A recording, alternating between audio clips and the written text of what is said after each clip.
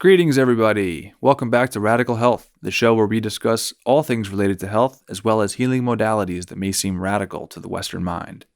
Today we have a great episode that discusses some very valuable information on how to foster and maintain health in our canine friends, without the use of drugs and without depending on the vet. We do get into appropriate diets for cats and humans as well, but this interview, as well as my guest's work, focuses mostly on nutrition and health for dogs. My guest today is Nora Lenz, author of the ebook Dog Nutrition 101 and the developer of a very simple and effective method of dog care called Rotational MonoFeeding, or RMF for short. Now I have to apologize. In the interview, I kept calling it mono-rotational feeding. I kept switching the first two words. That was by mistake, and you'll have to excuse me for that. Now, I say this method is effective because there are thousands of people online who are sharing their experience with RMF and who are watching disease in their dogs reverse simply by addressing diet. You can find Nora's book and more information regarding the rotational monofeeding method on her website, rotationalmonofeeding.com. Also, rmfpets.com will take you to the same place, as will nomorevetbills.com. Anyways, we're going to get into this feeding method, how and why it was developed, the system we're up against, different types of diseases, fasting, and more, right now on Radical Health.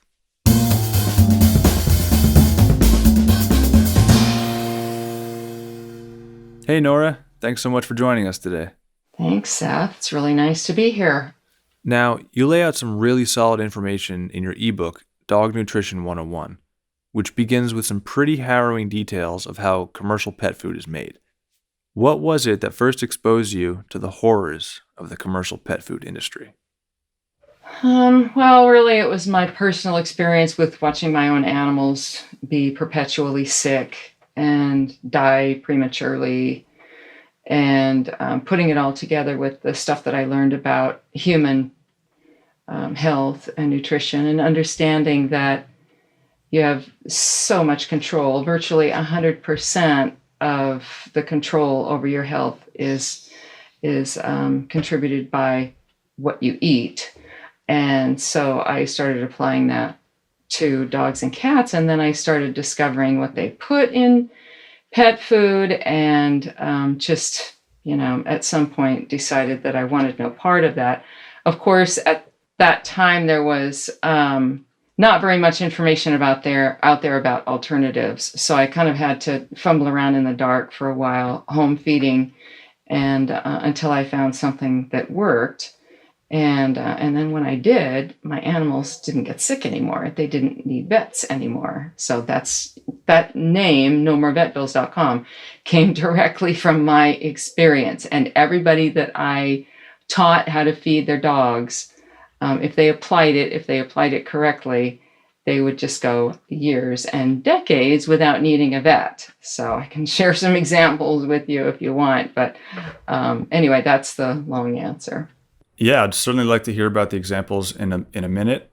Did you start applying, I guess you'd call it the hygienic diet, to yourself, your own life, before or after you started doing it with your animals? Definitely before. I was feeding my dog raw, but I didn't know what I was doing. So I was sort of trying with my dog, but it's I guess within a couple of years, it happened more or less concurrently, that I was really trying to figure out what to feed him, staying away from commercial food, just buying him meat at the store. Mm-hmm.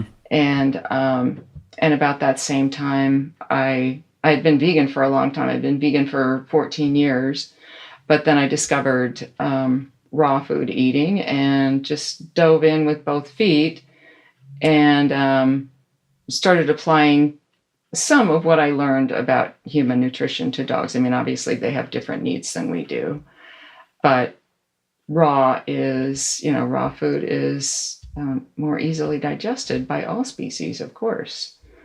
So. Mm-hmm. In your book, you wrote about two types of disease. Can you explain constructive and degenerative diseases? Yes, absolutely. And those are important things to know about if you're going to change your dog's diet. And I tell people, you can just change your dog's diet. You don't have to completely change your disease causation paradigm in your head. But it's going to be really baffling when your dog starts having symptoms after you've optimized the diet. So one thing that you need to understand is that when the body is overloaded with waste, it starts storing it. It stores it in fat cells. It stores it in tumors. The waste perpetually circulates in the lymph and the bloodstream. And when you stop putting garbage in, the body can direct its newly acquired energy to cleaning that old stuff out. And it's going to use the same channels that it used before. Like especially if a dog already had a skin problem, you're going to see a continuation of the skin problem. It doesn't happen in every dog. It's very unpredictable. Mm-hmm. But if you do, it's stuff coming out. The stuff has to come out. The old tissues have to be broken down in order for the new stuff, the new tissues to be built. And that is constructive. And it's not necessarily what I would call constructive disease. Constructive disease is more like what humans experience, like colds and flus and measles and mumps and all of those things, where the body marshals this huge effort to just purge the body of wastes. And it's called constructive because it is not dangerous. It's never dangerous. And even when it happens in dogs, it looks a little different in dogs. In dogs, basically, they get lethargic, they lose their appetites, they start vomiting, and they have diarrhea. And they sometimes have a very high fever, especially puppies. This is what is called parvo. This is called distemper. This is all the analogies to human colds and flus. So those diseases don't require treatment. They require removal of cause. So that's one category of disease, constructive. And can we just break down the word? So it's because it's constructed within the body, meaning it was made. It was caused by eating of excess, inappropriate food. Yes. Okay. And so when you say waste accumulates, I think some dog owners might say, well, I don't feed my dog waste. Can you explain how dog food, commercial dog food, kibble, dried kibble, creates waste in the body and creates burden? Yeah, absolutely. When people think, I'm sure when I start talking about waste, they go, oh, well, my dog poops every day. I mean, doesn't have a lot of waste in his body. He gets rid of it every morning. No, he doesn't. And the waste comes from anything that you feed to your dog that is not digestible. If the body can't recognize it, whether it's processed, cooked, whether it's in crystalline form because it's some worthless nutritional supplement or whatever, those things are all adding to the waste burden. Well, you have cells that are trying to function normally and they can't because they're not getting the right fuel. And so they die. They die prematurely. And the parts of the cell that can be recycled by the body are recycled. But there's a lot that the body can't recycle. Like I think it's been estimated that the human body, and probably the dog canine body as well, recycles like 50 or 70% of the protein or whatever. And that's, so it takes away from the need that we have to eat it. So it's constructive in that it is purifying the body. So the body will be better afterwards. And it's probably not the best word. I didn't invent it. But it's a word that I like to use because it shows that it's beneficial. It is beneficial. It's purifying the body. And so this waste that's accumulating from the food that's not digestible and anything else that goes in the body that the body's not able to make use of will contribute to the mess that has to come out at some point. So it's going to happen, it's going to happen more often when the dog is vital, when the puppy is young. Happens a lot when puppies are being weaned from the best food on earth, mother's milk, and going straight to, some people do feed things like other animal milks or some kind of gruel made from oatmeal and milk or whatever. A lot of people do that, stopgap measure before they start feeding puppies full-blown commercial food, but it's still indigestible and it's still going to produce problems. It's going to produce lots of waste in the body. So puppies that are accruing all of this waste in their bodies are going to be, they're going to be encountering these symptoms. And if a puppy owner takes the puppy to the vet's going to look under the microscope and see what little beasties might be in there that he can blame. And if he finds this marker that has been attached to the parvovirus, he or she will declare that the puppy has parvo. And then comes the drugs and the anti-nausea meds and the anti-diarrhea meds, and it shuts down all of the body's elimination channels. And so we have puppies die, but those puppies are declared to have been killed by parvo.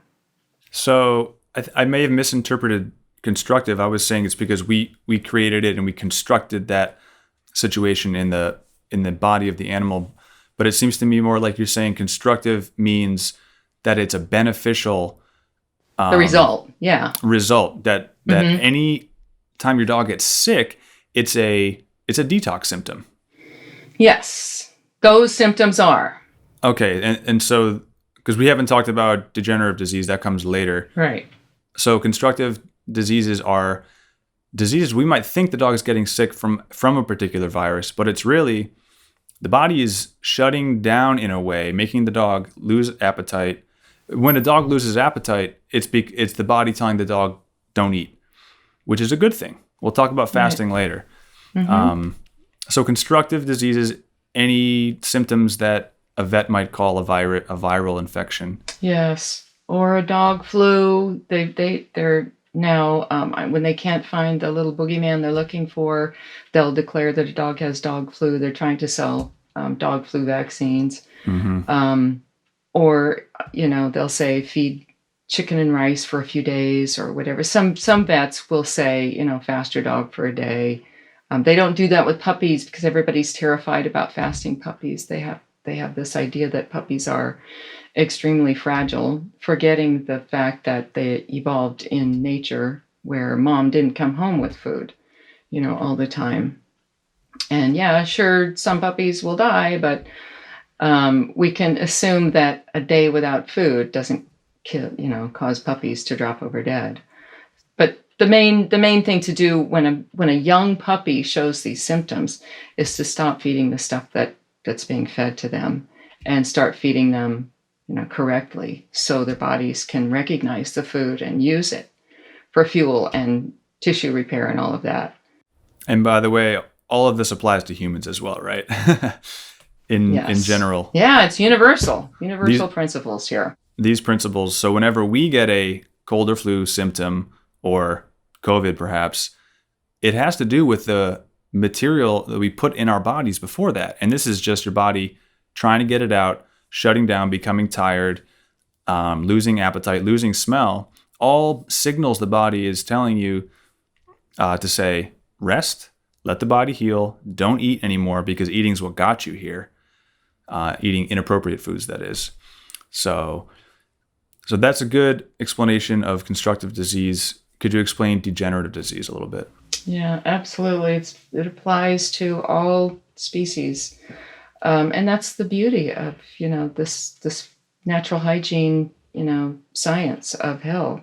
Mm-hmm. It's so simple. It's just amazing. Degenerative disease is different than constructive. It's not constructive. It's the symptoms that follow what happens when organs have been chronically in contact with acidic wastes in the body. And this is, you recognize the names of degenerative disease. They're like kidney disease, cancer, lung disease, what else? Like arthritis, rheumatism, liver disease, anything that is long-term, that's chronic, And those symptoms, those diseases are also reversible.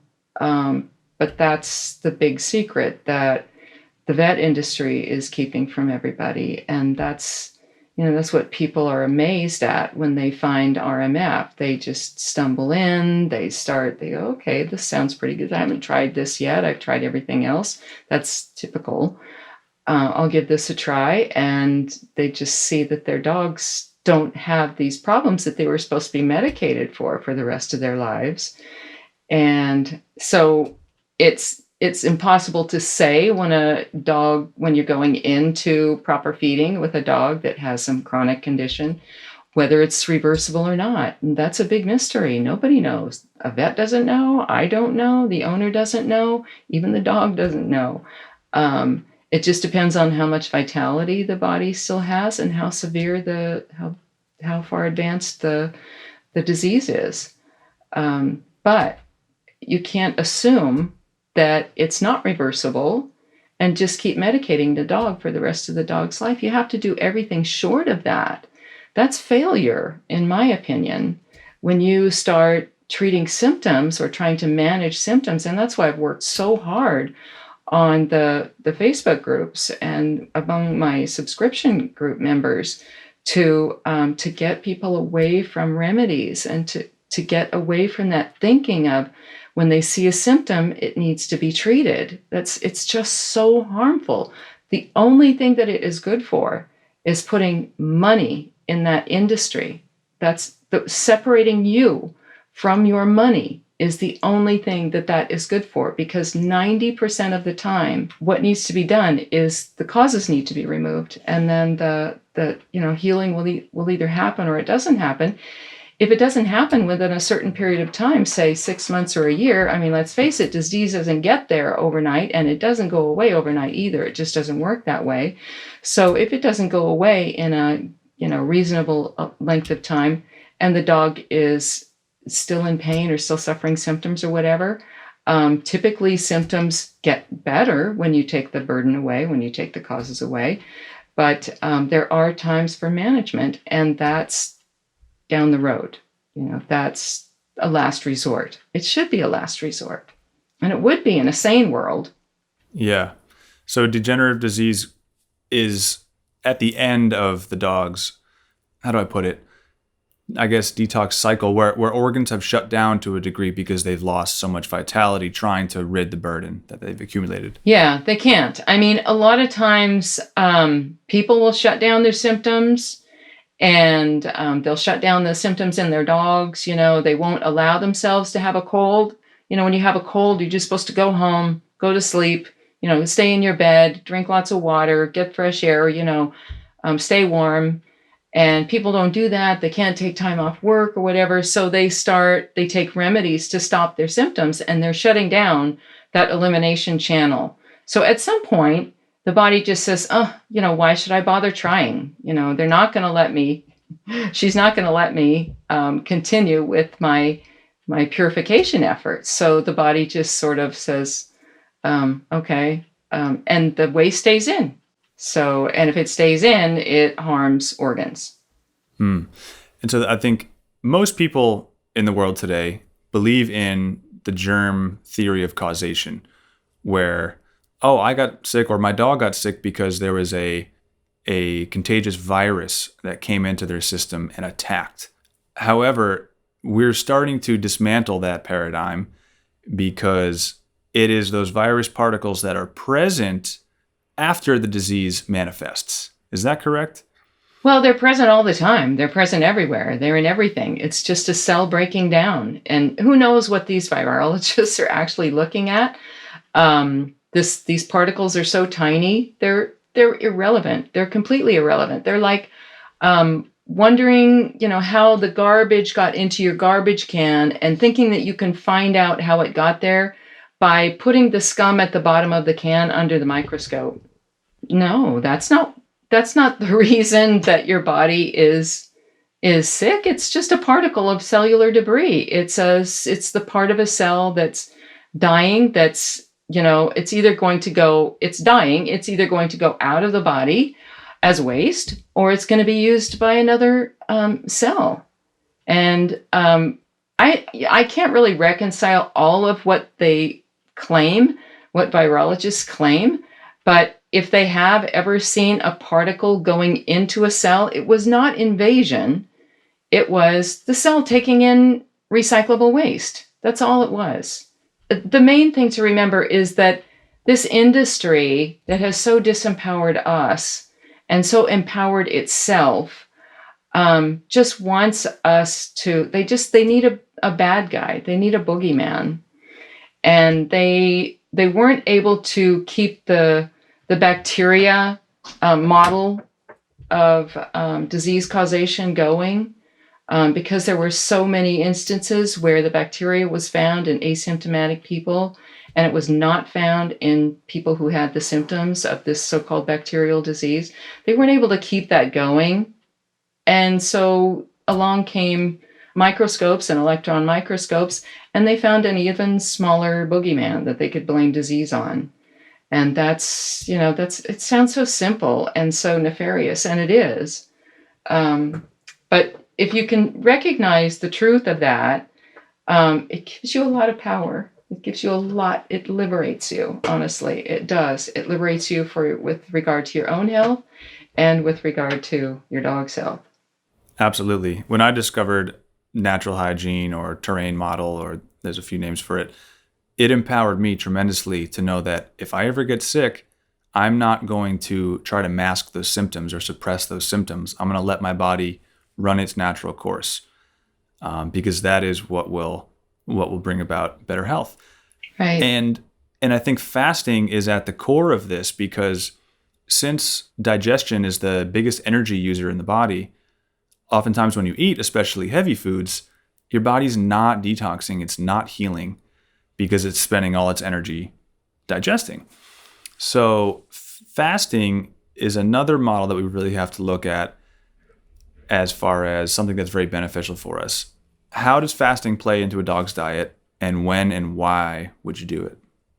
Well, that's a loaded question because, it's kind of like when you talk about fasting dogs and cats, it's kind of like, it's a very sensitive topic.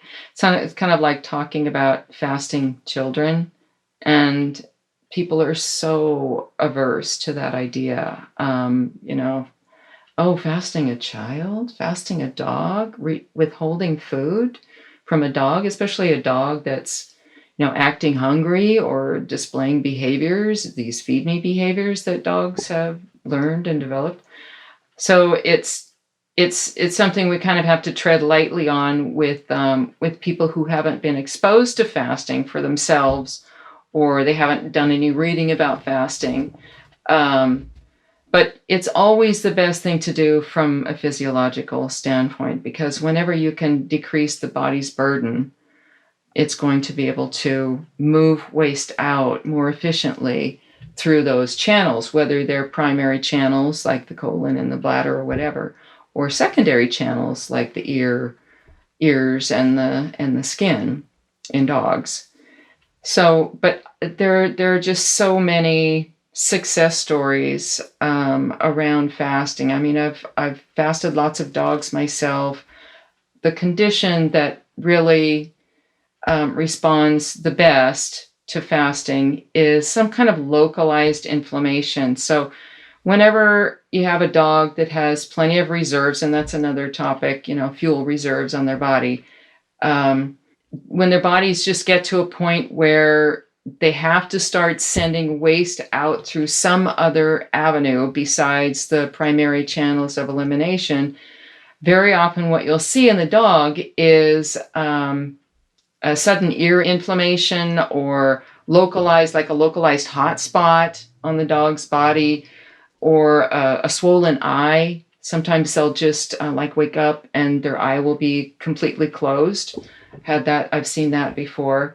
And those kinds of situations really respond well to fasting. I've had a couple of them that I've fasted dogs for, and I know of many others who have done the same, and it generally takes at least 5 days. And that's still a horrendous thing for most people to hear, that the best way to approach a problem in your dog is to stop feeding them for 5 whole days. I mean, it's a long time.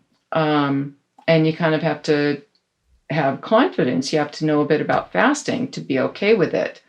Like I said, the people who have fasted themselves and know that they don't drop over dead when they fast, when anybody fasts, like the medical profession wants us to think we will, they're the ones that go into it understanding and knowing that they have to just wait until the symptom abates, and that's decided by the body.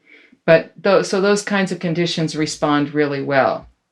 Now, we've had a couple of dogs, a few dogs, it's still a rare situation, but when dogs are heavily medicated with these new skin, they're called allergy drugs.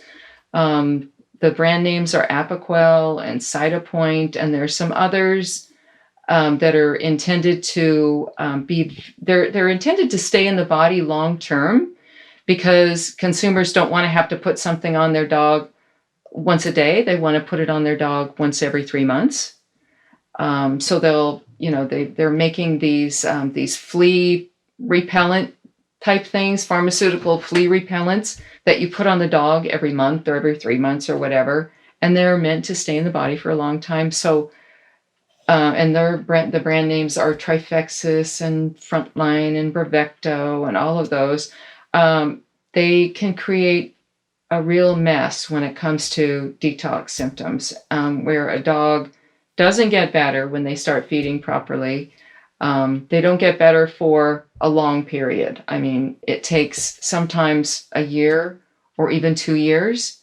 And sometimes you will see a previously allergic dog responding to the same seasonal triggers, but every season they will become less and less responsive to the trigger or reactive to the trigger.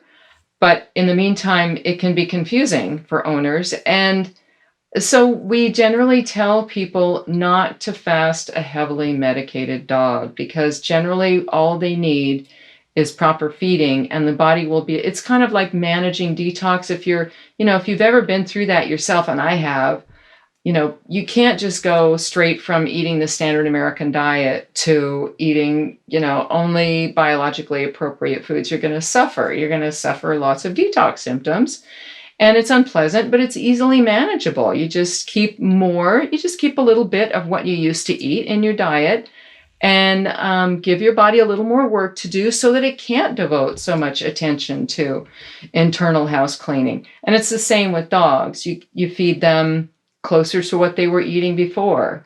If a dog comes to, and a lot of dogs are eating a raw food diet, they're eating, raw meat every day, but they're still having these chronic symptoms or constructive symptoms, and it's happening regularly.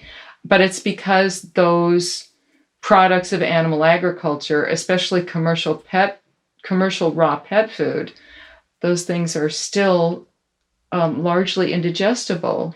And so just taking dogs off of those and getting them on lean, home-prepared foods is enough to manage detox, so that you don't have this full-blown hot mess on your hands for a year or whatever.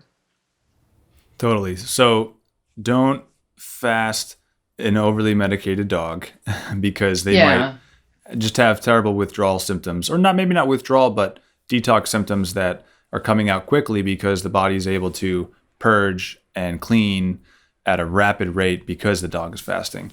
Right. And you would think that in that case, the body would be able to enlist the primary organs and wouldn't need to send stuff through the skin. But these wastes are just, these products are so acidic. And I mean, that's all I can assume, that they're just so acidic. They come through the skin, and they cause inflammation of the hair follicles, so the hair falls out, and they just create a mess. So yeah, if we can keep people from getting on that stuff in the first place, that's ideal. But the vet industry is pushing them really hard, and people think that they're miracle drugs. So, right.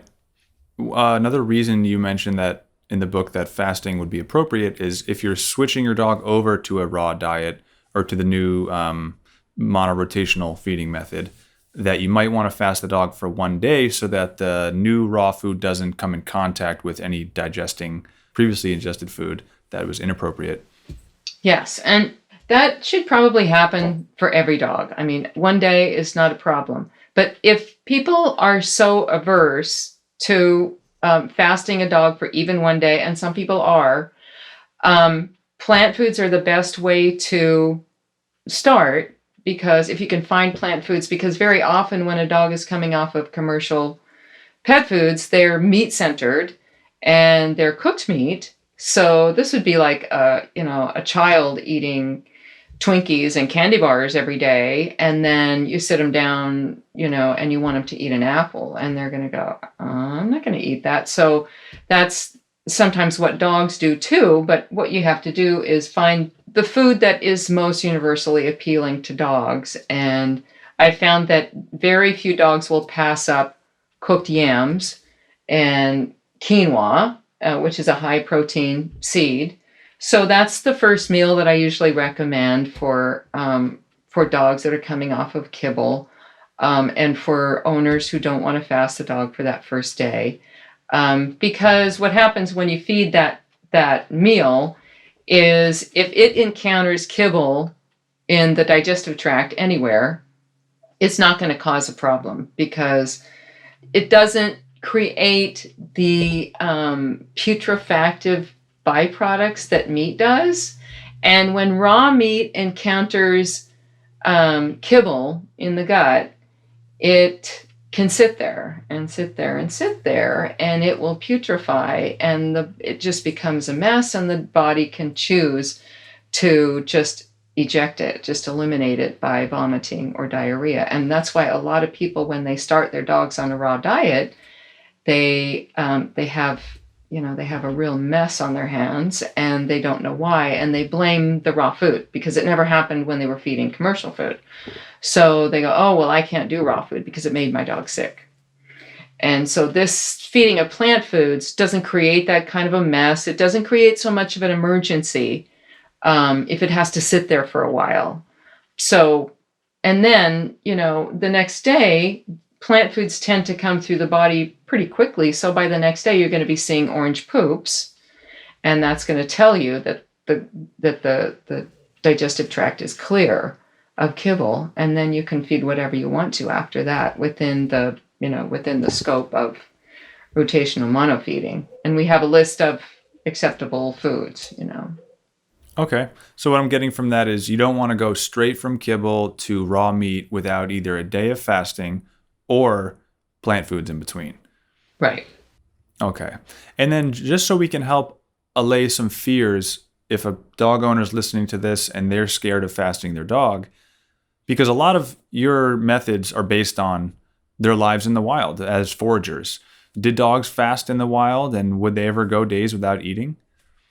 Yes, it is normal, because, it's not like we don't have any information about wolves. We track them. We track everything that they do. There's researchers out there living in the field watching everything they do. These researchers, unfortunately, don't realize the significance of following feeding behaviors, but these things do get mentioned in their research. Wolves are observed going weeks sometimes without eating. They will hunt and hunt and hunt. They will look for food. They will find previously scavenged carcasses, and sometimes that means just old dried bones and hide. They'll eat plant foods, like a wild dog with a belly full of rabbit is not going to go, to the apple orchard, but a dog that hasn't eaten for a couple days is going to remember where he saw those apples, or he's going to follow his nose and go find them, or berries, or whatever. And the consumption of fruit and secondary foods it's more significant than people previously realized. that observation is part of where my methods come from. Because the problem with the biggest part of disease causation in dogs is this food, obviously, and even if it's like what we refer to as prey model feeding, it's still going to be very fatty, and that's not something that dogs in the wild eat. They don't eat fatty foods. They eat lean foods. They eat extremely lean foods. I had an encounter with a wild rabbit last week. A dog that I care for regularly chased one down and killed it. And when I managed to get it away from the dog, of course it was dead. But I brought it home because I wanted to see, what this wild rabbit carcass looked like. And I've seen pictures of wild rabbit carcasses. In fact, I have a photo of one in my book. But it was extremely lean. It looked nothing like anything you can buy on the commercial market. So that's the dilemma. That's what we're up against. This thing that I was looking at on my counter is what dogs evolved eating, not that thing that comes from the farm. And that's a problem, but it's a problem we can get around by by fasting and feeding secondary foods.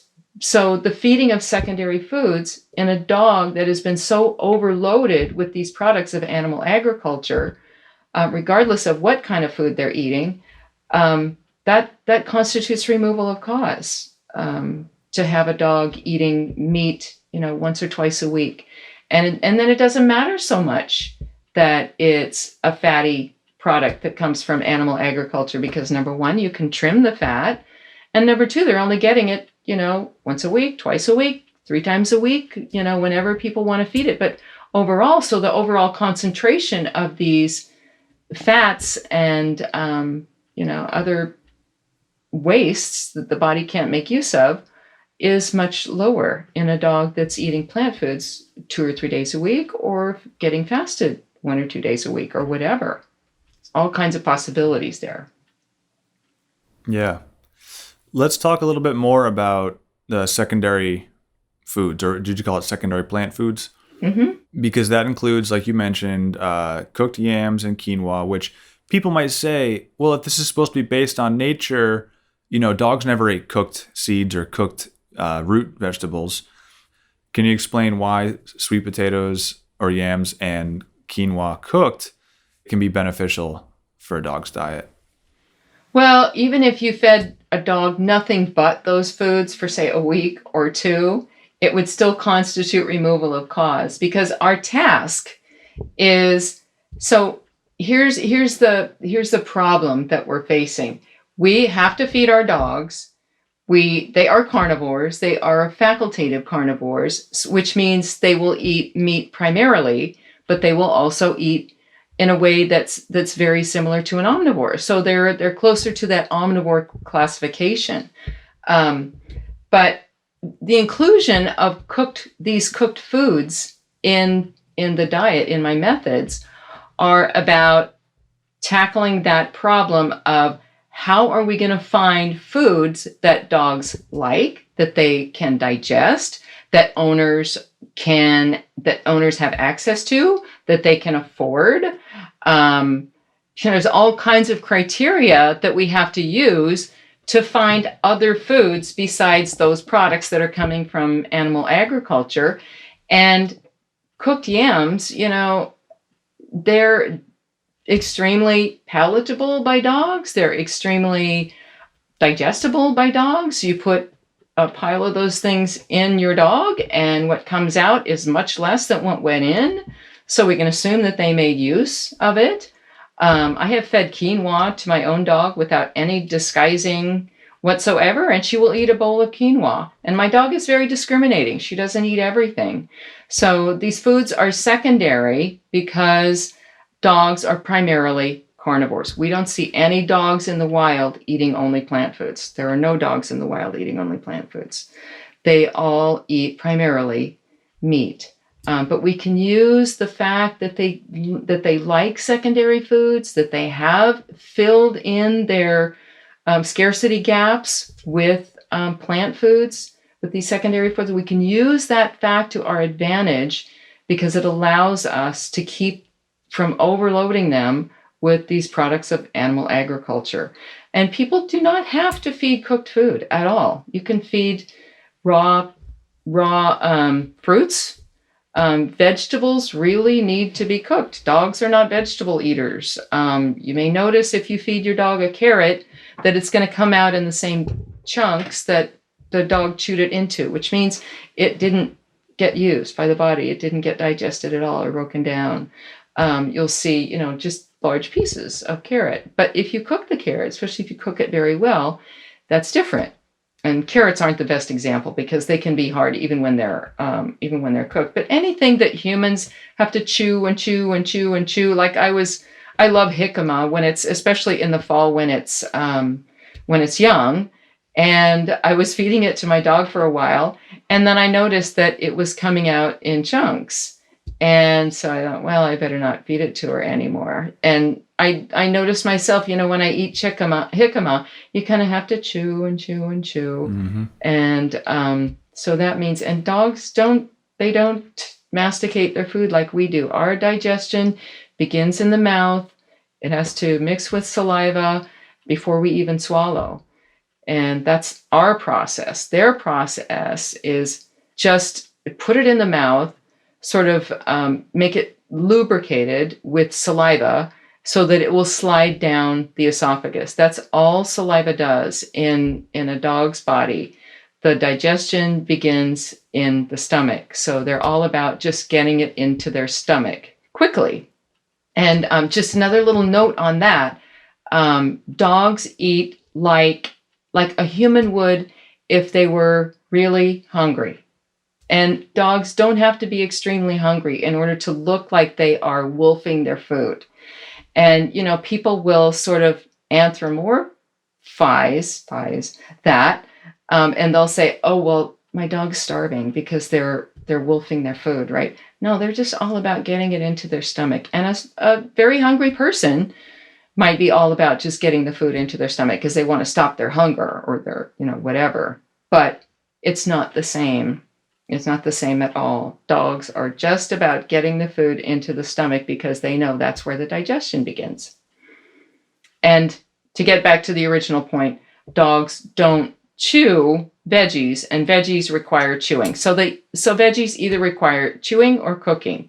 So that's why ripe fruits are the best foods, secondary foods for dogs. And they're the ones that we see dogs eating in the wild. We see them eating berries and apples and figs and plums and grapes, yes, believe it or not, and all mangoes. We see them eating coconuts. We see dogs eating all kinds of fruits in the wild, and you can look it up in all of the wolf data. It's all there. Just doesn't get talked about very much. So I think a lot of dog owners do recognize that their dogs love fruit. But for some, that might seem weird. Oh, you feed your dog bananas or apples or watermelon. What are some of the best fruits for dogs? I mean, you mentioned a few. You mentioned figs and mangoes and apples and berries. What else besides those? Well, there's some criteria to look at because it's not just a matter of what's most digestible by the dog. It has to be available by the owner. It has to be ripe. It has to be, accessible, whatever. I like bananas for dogs because of their accessibility and their affordability, and the fact that you can go buy a bunch of green bananas at the store and let them sit on your counter for a few days, and they're, within a few days they're getting spotted and ready to eat. So, but there's dogs that won't eat bananas. I know a couple dogs that won't touch a banana, but they'll eat lots of other fruits. Bananas don't require a lot of chewing either. So anything that's soft, that's sweet, that doesn't have a membrane around it, I'm not a big fan of berries, store-bought berries for dogs. You'll see, I live in a place where we have berries growing wild everywhere, and dogs will just eat them right off the vine. And that's different than buying berries at the store, because the berries at the store they're picked unripe. They're not sweet typically. And like blueberries, for example, they have a membrane around them that has to be broken before the dog can make use of the contents. So I'm not a big fan of berries. Apples can tend to come through in chunks, like, especially some hard varieties, some of the harder varieties of apples. So sometimes it's better to puree apples. Pears are really good because you can let them get really ripe, and so they're easily digestible. Dogs generally won't eat citrus, but lots of dogs will eat oranges. I don't really even regard oranges anymore as an acid fruit because they're so sweet most of the time. And some dogs will eat oranges. But if you see oranges, coming out in full segments, that means they haven't been able to make use of the contents, because, also oranges also have the membrane that has to be broken. But those are some examples. Like, dogs love ripe figs. People feed dried figs. That's generally what people have access to, is dried figs. I don't feed a lot of dried figs. I don't feed a lot of dates. I just find they're too concentrated in the sugars. Most dogs just don't need that much fuel. They don't need that many calories. They're very fuel dense, those foods. So I like water-rich, ripe fruits for dogs. Thank you. Let's talk about the monorotational feeding method and break apart those first two words because they're really important. Well, first of all, rotational. It means that every day you're feeding your dog something different, perhaps. There's different variations on the method, but one of them where it's meat once or twice a week and plant foods 3 to 6 times a week. So it offers flexibility, and a key point is that it's mono. So you never mix meat with fruit. You don't give them chunks of meat with pureed apple poured over the top. It's every day, it's something different. So can you explain just the benefit of feeding one ingredient, the mono aspect, per day? Yeah, it's really important that foods not be combined, because like humans, dogs have a single chambered stomach, and that means when food enters the stomach and the chemicals, the digestive fluids that are secreted into the stomach to affect digestion, they are different in nature for protein foods than they are for carbohydrate foods. So for protein foods, these digestive fluids are acidic. And for carbohydrate foods, the fluids are alkaline. And everybody who knows anything about chemistry knows that when you put acid and alkaline together, they neutralize each other. And that means the food is not going to be digested. Parts of the food, a larger percentage of the food, is not going to be digested than if it was fed separately. So, and since we realize that waste in the body is a main contributor to disease, then we want to make food as digestible as possible. And so, the first part of that is rotational, which means you follow a rotation. Like, it doesn't have to be a week long. It can be 10 days long, or whatever an owner wants to do. It can be 2 days long. It can be fruit and meat, just one day of fruit, one day of meat, and then repeat. Or anything can repeat after a certain number of days. But so that's where the rotational part comes from. The mono part confuses people a little bit, especially people who are coming from mono dieting for themselves, because mono dieting for us generally means one type, not one type of food, but one food. Like if you're mono dieting bananas or grapes or whatever, you will eat only grapes for a couple of days or whatever. It's not like that in our feeding plan. Mono refers to the type of food. So really the only separator is plants and meats. Plants, any kind of plants, can generally be fed together. I don't like using plant fats with other plant foods. I don't quite know what to do with plant fats like avocados and coconut, because they do complicate digestion. Anytime fat and sugar comes into the stomach at the same time, it's a bit of a combination problem. It's a combination problem in humans, and I suspect it is in dogs too. So that's the only separator is plants. All plants should be fed together. And there's a kind of a myth going around in the prey model raw feeding community that says you should not feed more than one protein at a time. And they say, oh yeah, well, you would never see a wolf go and kill an elk and then go and kill a rabbit in the same day or whatever. No, you might not see that, but the important thing to know is that the body treats all protein the same. All protein requires an acidic environment in the stomach to break down. And it doesn't matter if it came from a fish or a chicken or whatever. If it's protein, it came from an animal, it's going to be digestible if everything else that's in the stomach is also from an animal. That makes sense. And again, we're always looking to nature to inform our decisions. One thing I found really interesting that you wrote about was you don't recommend to feed your dog at the same time every day. So can you explain why it might be a good idea to mix up their feeding time and to keep them, on their toes? Mm-hmm. Well, we're trying to replicate nature, and dogs aren't fed on a schedule in nature. And it really helps a dog, it helps them embrace secondary foods more if they can't predict their feeding times. If they know they have meat coming, that if they're so conditioned by the regularity of their meat meals, they might hold out for primary foods, and that's totally normal. Because in the wild, a dog would only eat plant foods if their belly is empty. And a dog might not even eat plant foods if they have an empty belly and plenty of reserves on their body. If they have plenty of reserves on their body, they're going to just keep hunting. They're going to keep hunting for their primary foods. It's when the reserves get low, and we don't have fat dogs in nature, but our dogs in domestication are fat. So their bodies are telling them, you don't need secondary foods right now.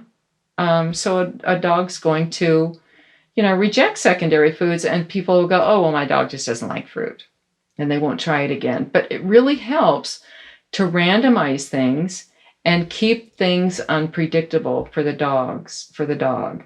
That's the way it happens in nature. Dogs don't eat on a schedule. I just found that when I was putting all of these methods together, I just found that the more I made feeding my dog kind of an afterthought, something that I didn't think about, I would find myself, when my dog got to be 15, 16, 17 years old, I found that I couldn't indulge the emotional habit of feeding him every day because he would get symptoms. He'd get an itchy ear. That's what, he's a Cocker Spaniel. That's what they do.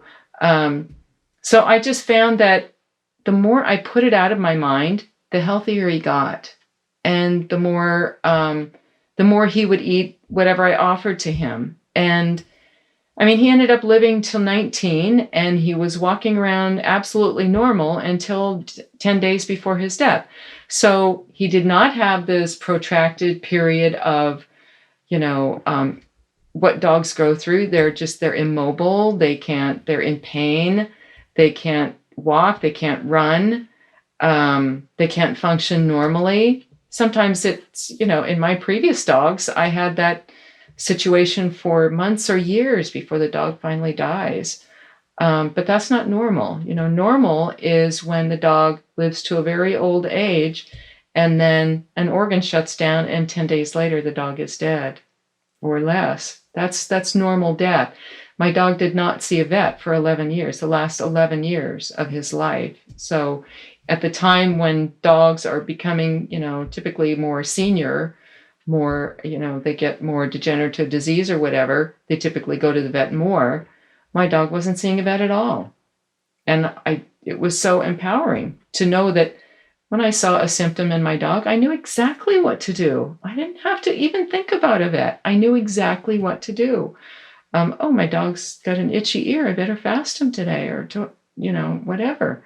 It's so easy, and the vet industry has just turned people into absolutely. They're just dependent babies because they're like, oh, what should I do? My dog has a symptom. What should I do? They don't understand that they have so much power. They have the power, and that's what I want to give to people. Yeah. Oh, this method is very empowering. How do you recommend going about talking to friends and family about this when things like kibble and pharmaceuticals are so ingrained into our culture? It helps to introduce people to the befores and afters, the testimonials where people say, I tried everything. I threw everything at my dog that the veterinary industry had, and nothing worked. And, pictures of dogs before and after, pictures of bulldogs, who are sitting around. You can just tell that they're just obese. They can hardly get up, right? They're sitting on their haunches. And then in the after picture, they're alert. They're sitting up. They're ready to go. They're svelte. They have a waistline. Even bulldogs, typically, especially English bulldogs, don't have a waistline. So seeing those things can help. A lot of times, the people who have the most success are the ones whose spouses and other people in the household will relinquish the feeding of the dog to that person who's willing to do all the research and the rethinking and the homework that is necessary to change their paradigm and understand what they're doing and have confidence with it. Those are the people that have the most success. Very often, we've noticed this phenomenon that it's the husband or the male member of the family that is so reluctant to fast the dog or to even trust something besides vet-approved, kibble or commercial food. And it can be a struggle for people. And sometimes they just have to say to their husbands, trust me, and just let's do this for 3 months. Let's do this for 6 months. And if it's not working, we'll do what you want to do, And that usually works in their favor if they don't have an Apoquel dog or, something where the detox is going to create a situation that looks worse symptomatically than it was before the new feeding method. So, but in the vast majority of cases, a few months is all it takes to turn people around. And I have so many testimonials of people who say, my husband wasn't on board and now he's preparing food for the dog. So seeing is believing. And you really can see health. I mean, you can see health. It's not true for everybody. Some people haven't been doing what they need to do long enough in order to look healthy. But I mean, honestly, I was looking at a picture of 4 vets. I went to a website yesterday, just following links back to read a vet's article about spaying and neutering. And they were very proudly standing, all 4 vets next to each other, and they're all obese.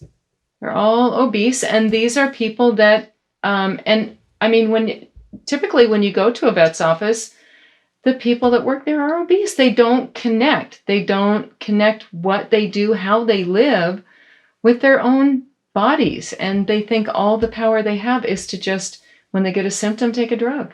They don't dare think outside that paradigm because their lives are wrapped up in it. But it's absolutely true that you can see health. You truly can. Yeah. And belief systems are so strong. It's baffling to me that this model of health, which is eat appropriate food for your body and for your species, is so underground knowledge. One of my questions is, why is this information so underground? Right. Well, the fact that you and I know about it means that the truth can't be, held down forever completely. It does get out.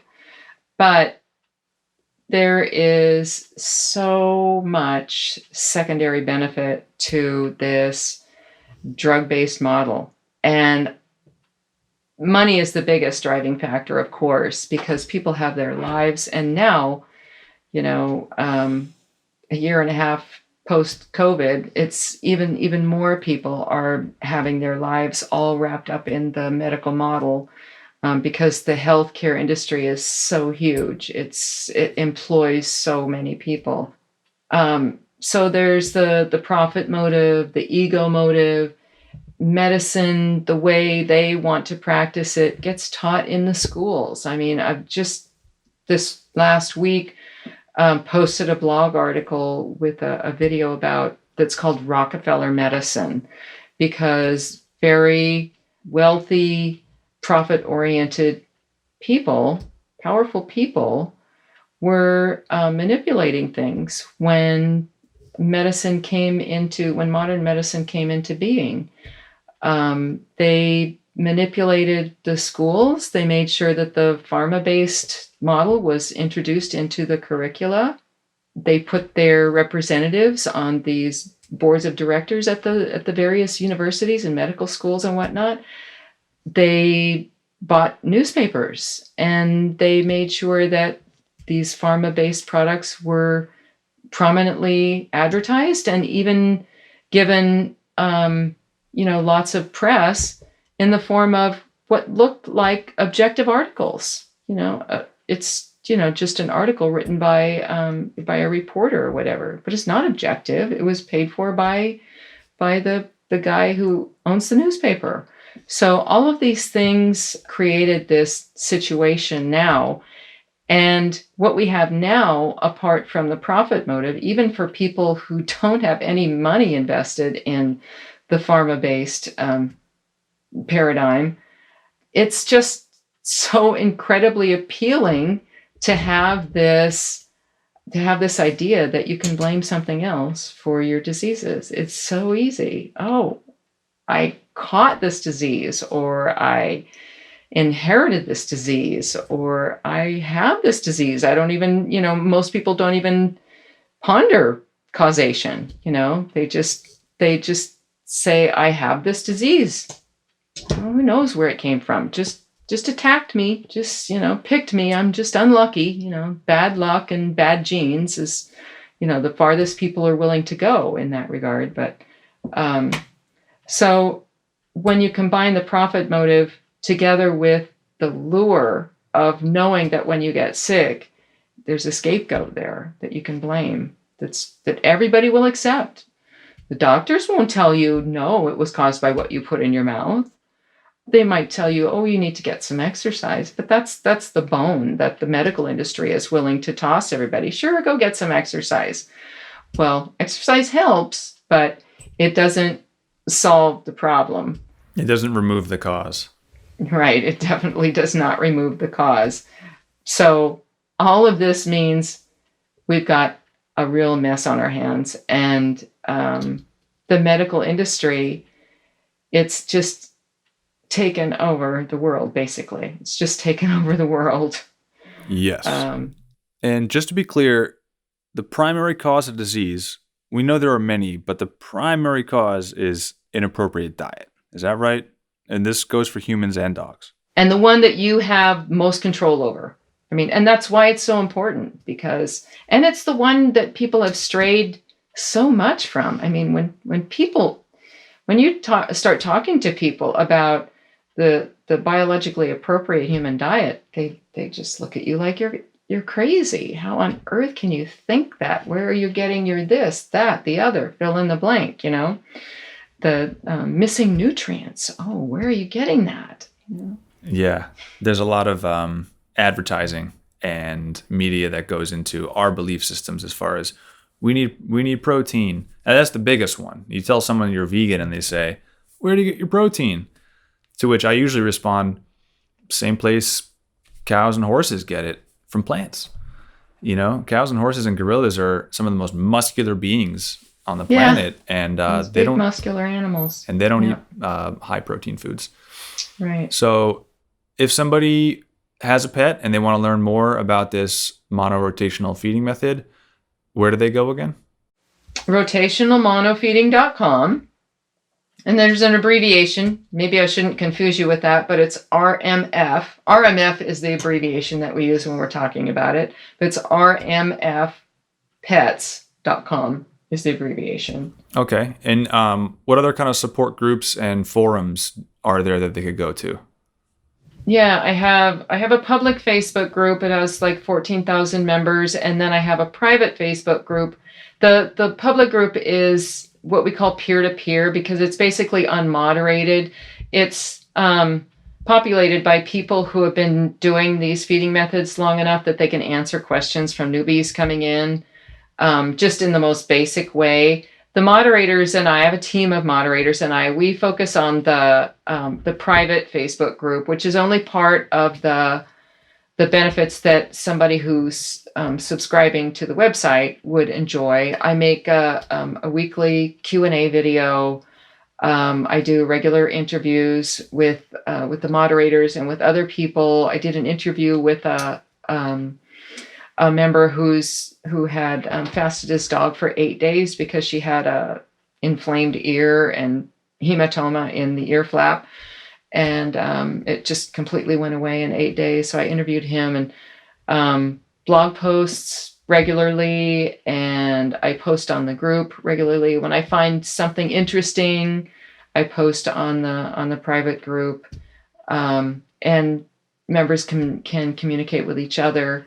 And all of that information about where to join is on the website.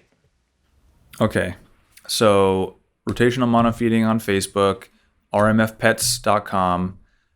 Go there and check out Nora's ebook. It's got so much information. We touched a little bit on, I wouldn't say everything today, but we touched on a decent amount of things in the book.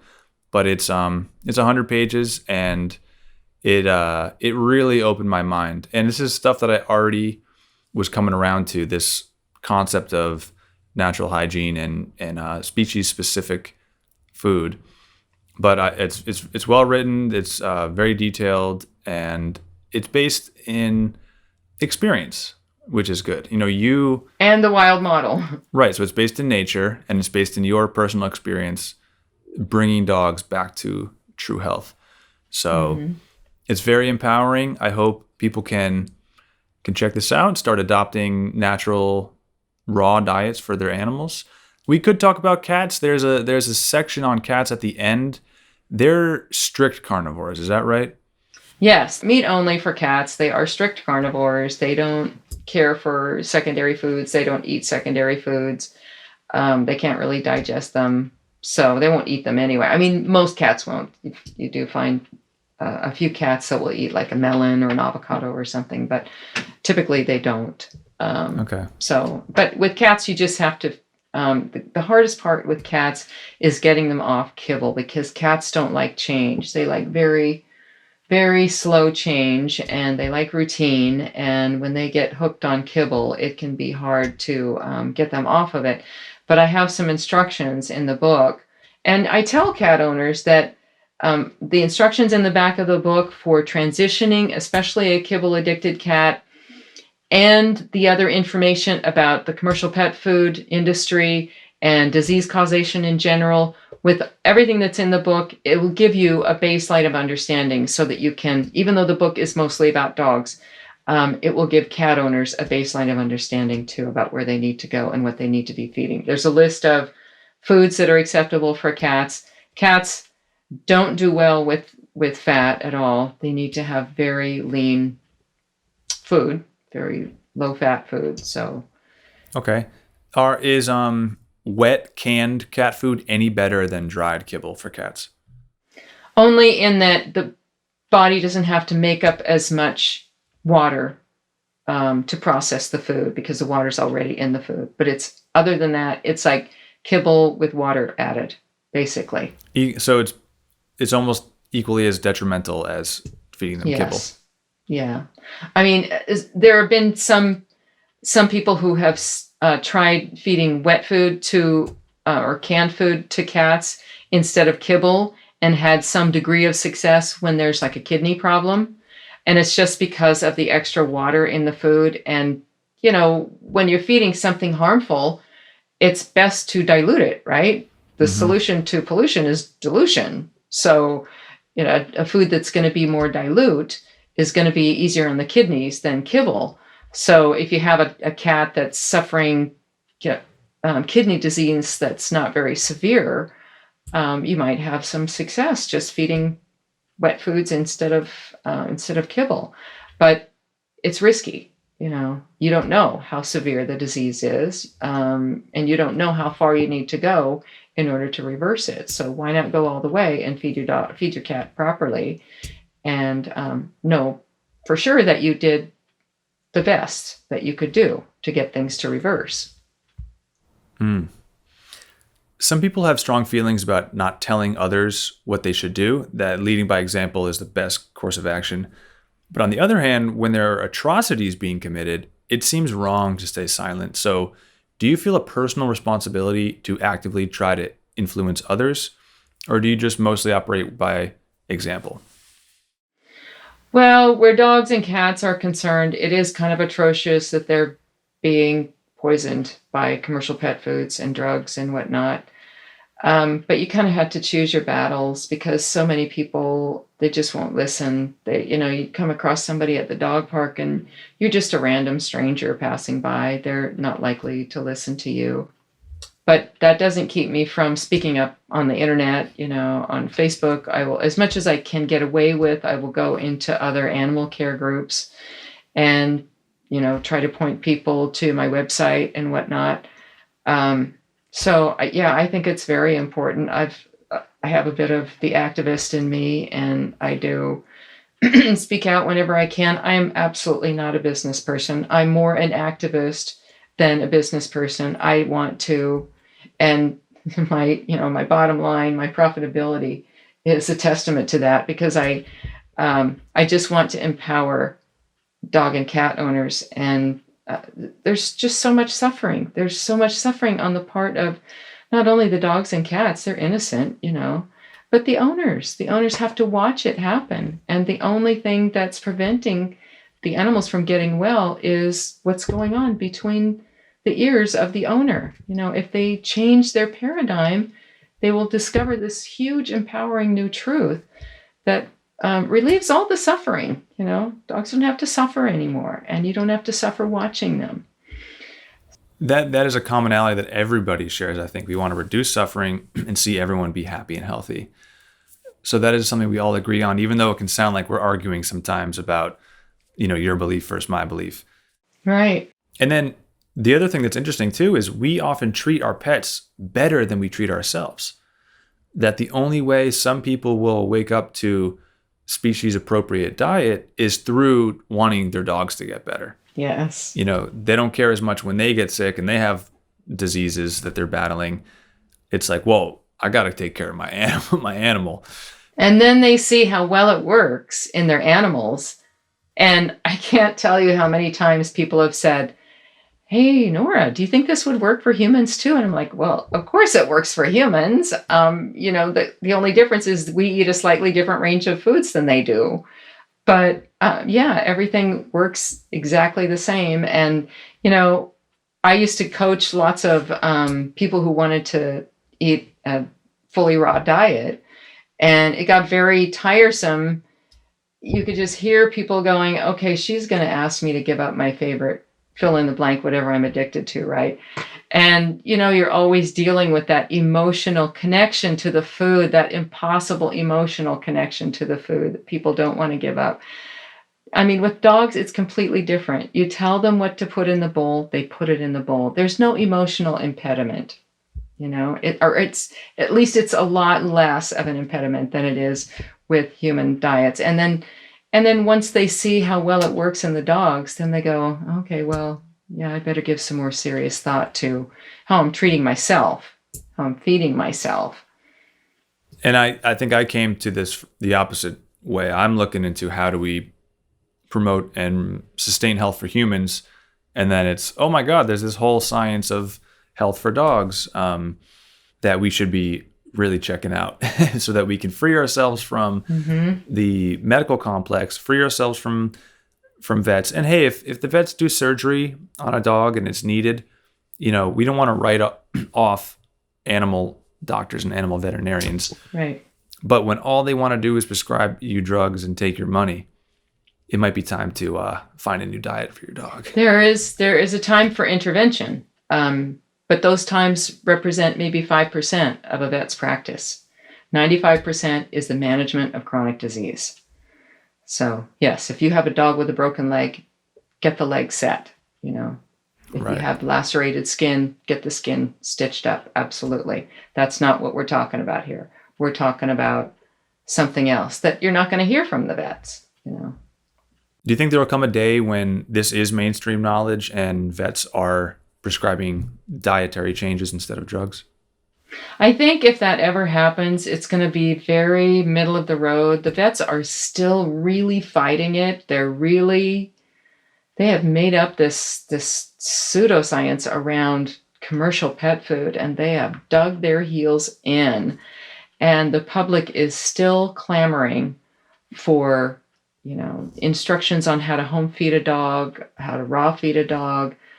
Go to YouTube and put in raw food for dogs, and you'll see just dozens, hundreds maybe, of videos, people teaching this, and they get hundreds of thousands of views.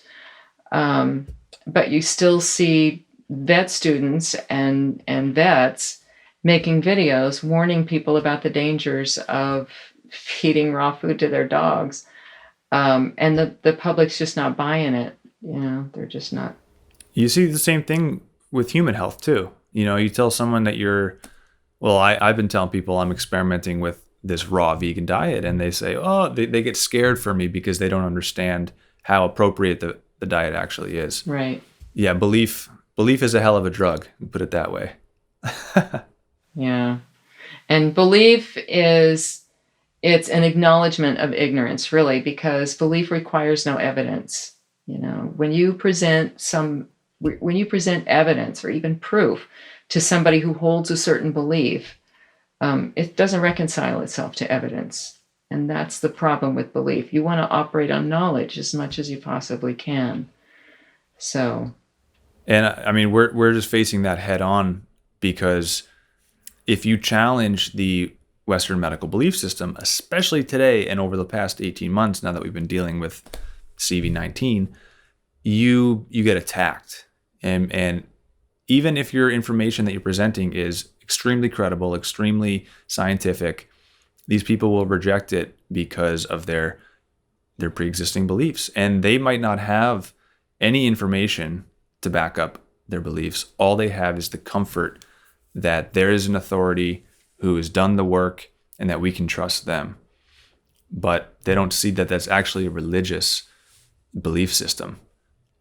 Those authorities went to the schools that were paid for by the rich people that wanted to put in pharma-based medicine in place. Yeah. And I mean, that is a whole rabbit hole in itself. I mean, you mentioned the Rockefellers. They had monopoly on steel and oil.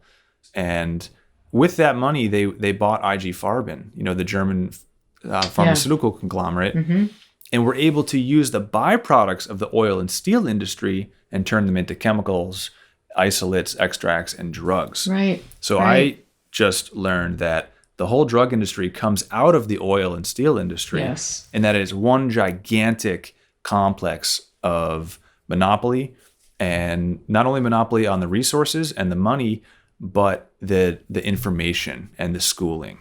Right. So we're in a big mess, and I don't like the word fighting, because I don't consider myself a fighter. I try to just stand and walk in truth peacefully and lawfully. But we are up against some serious belief systems and some serious capitalist monopolists who've been perfecting their craft for a very long time. Long time. So let's look to nature, let's look to what actually works, and maybe start, reversing disease for both our dogs, cats, and ourselves. Yeah. At least we can do that on an individual level. Totally. And once you see the difference in yourself, it will open your mind. Right. It'll all make sense. Yeah. So Nora, thank you so much for joining us. Thanks for inviting me, Seth. That was really fun. Yeah. Everybody go check out rmfpets.com and check out her book, and leave some feedback if you tried this method, or if you've even tried other types of raw feeding and haven't had success. Give us your feedback. We'd like to hear where you're at. And this is all a big learning experience for everybody involved. So maybe we can have you back. There's more information we need to talk about, I think. Oh, yeah, there's lots more. Yeah. But that's it for today. Thanks, everybody, for listening. Okay. Catch you next time. All right. Thanks, Seth.